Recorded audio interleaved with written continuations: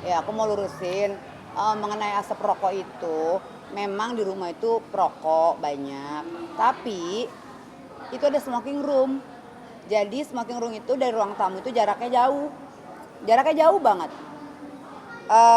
Apa ya, kayak dari sini ke sana pokoknya jauh lah. Jadi kita juga tahu ya bahwa perokok yang tidak merokok artinya perokok pasif itu lebih berbahaya dari perokok aktif. Jadi kayak gitu-gitu hal-hal kayak gitu udah pasti nggak usah pakai dikasih tahu, nggak usah pakai diajarin, udah pasti kita ngerokok jauh dari anak. Nggak mungkin ada anak di sebelah kita ngerokok, itu jadi nggak bener ya. Kalaupun kita ngerokok itu di smoking room, di dekat wilayah yang jauh dari anak, di dekat adalah satu ruangan di rumah itu yang memang khusus untuk rokok gitu. Itu yang pertama soal rokok. Terus mengenai katanya dari asap rokok ada katanya jadi batuk hampir 1 bulan. Nah itu aku mau lurusin. Sekarang kan musimnya kan musim batuk, gara-gara kan cuaca juga gimana kan, hujan lah segala macem. Jadi kadang-kadang juga kayak anak tetangga, saudara itu pada banyak yang batuk juga. Anak kecil kan biasa lah ya kayak gitu, sakitnya anak kecil apa sih kalau nggak flu batuk gitu kan. Jadi flu batuk itu juga mereka 5 sampai seminggu udah. Jadi seminggu ya. Aku lurusin di sini anak-anak sakit tuh seminggu gitu. Bukan lebih hampir sebulan, itu tidak benar. Nah, terus aku mau lurusin lagi masalah internet.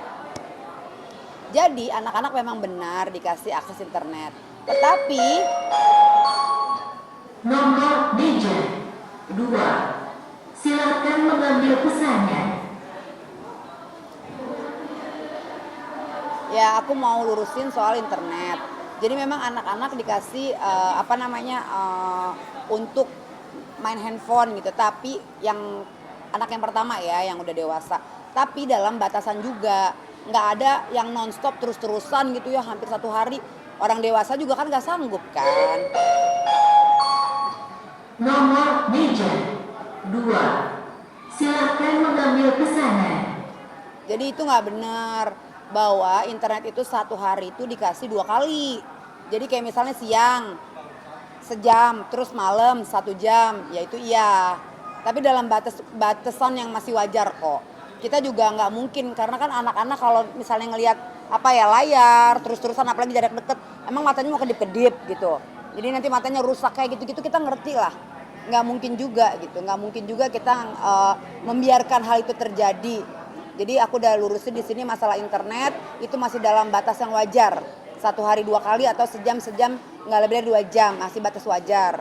Terus kalau asap rokok tadi, asap rokok kan udah jelas ya bahwa anak-anak sakit itu memang karena cuaca, bukan karena tercemar asap rokok. Karena asap rokok sekali lagi aman dan jauh dari jangkauan anak-anak dan jauh dari ruang tamu. Ada ruangan khusus. Itu sih yang aku mau lurusin di sini ya. Dibilang menutup komunikasi dengan ibunya seperti apa nih, mempersulit lah gitu. Oke, untuk menutup akses itu tidak benar ya, bahwa adik saya di sini tidak pernah membatasi ataupun menghalangi pertemuan antara ibu dan anak. Buktinya sampai saat ini dia sudah Nomor meja 2. Silakan mengambil pesanan. ya karena tidak pernah membatasi ya, tidak pernah membatasi karena sudah ada pertemuan antara Inara dan anak-anak sudah 4 kali. Ya, aku pun pernah ketemu Inara di rumah. Pertama kali di rumah ketemu kita tegur-teguran. Terus yang kedua Inara datang aku nggak ada. Nomor meja 29. Silakan mengambil pesanan. Terus Inara datang, yang kedua aku tidak ketemu ya. Dan itu pun datang juga. Yang ketiga, yang keempat, yang terakhir itu kan baru-baru ini. Baru-baru ini kalau nggak salah di sekolah atau di mana gitu. Nah itu artinya jelas ya bahwa adik saya memberi akses untuk bertemu ibunya. Kita tidak ada yang menghalangi untuk pertemuan antara ibu dan anak, tidak ada. Cuma di sini kan ibunya kan lagi ada masalah. Jadi ada baiknya sementara anak-anak sama bapaknya gitu sama Virgon. Nanti kalau udah beres masalahnya kan bisa dibicarakan gitu loh, baiknya gimana atau mereka masing-masing mau gimana mengenai hak asuh anak atau mau gugat dan segala macam itu nanti gitu loh. Cuman intinya sekarang di sini lebih ke mengamankan anak-anak.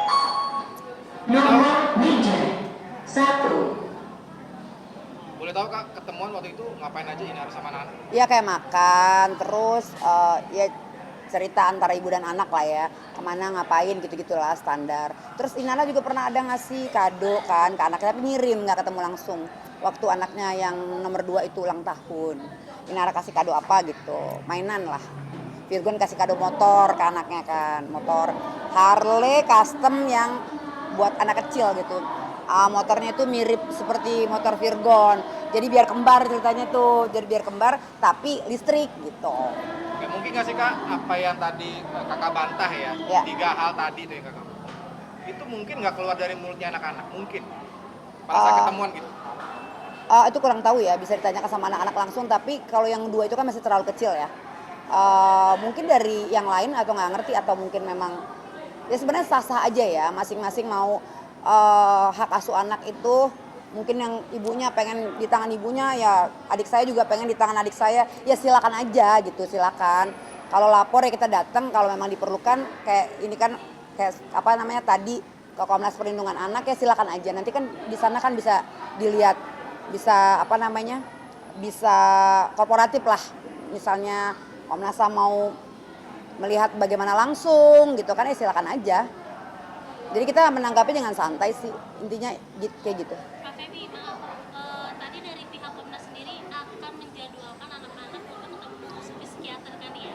Tanggapan kamu sendiri sebagai seorang tante seperti apa? Ya kalau memang itu diperlukan kan pihak sana kan lebih paham ya soal hal ini ya, dalam hal ini.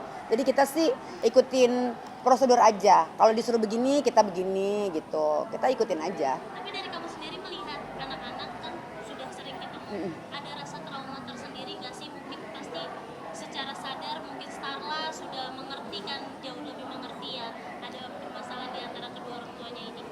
Ya itu sih, Ada rasa trauma itu gitu tugas adikku dan Inara ya, yang bagaimana cara mereka untuk berbicara atau kasih tahu apa itu aku di luar aku sih. Jadi ya lebih ke ya itu urusan mereka. Ya, urusan aku di sini aku cuma mendampingi ponakan-ponakan aku karena memang aku tantenya dan aku harus dan wajib karena kan mereka juga anak aku gitu kan. Virgon juga dulu yang ngurus ke aku, masa anak-anaknya aku nggak urus kan gitu. Jadi di sini bukan aku mau ikut-ikutan, nggak, aku nggak mau bahas yang soal kasus dia. Aku di sini lebih ke fokus ke anak-anak gitu.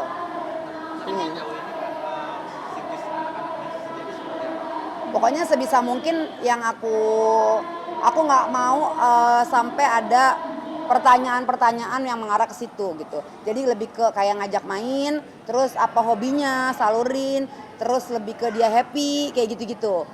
Nah kan jadi ya nggak ada, sejauh ini sih nggak ada pertanyaan yang gimana-gimana sih.